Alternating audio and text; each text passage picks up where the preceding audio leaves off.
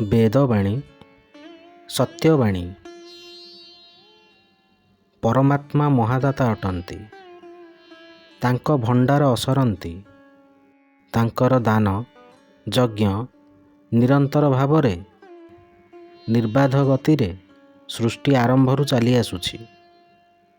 ମହାଦାତାଙ୍କ ଯୋଗ୍ୟ ସନ୍ତାନ ହିସାବରେ ଆମେ ମଧ୍ୟ ଜ୍ଞାନ ଧନ ଆଦି ଉପାର୍ଜନ କରି ଦାନ କରିବା ଉଚିତ।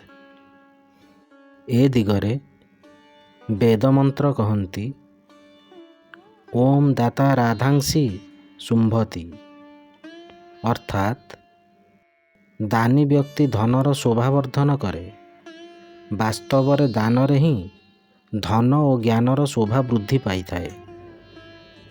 ଆଜିର ଦିନଟି ମଙ୍ଗଳମୟ ହେଉ।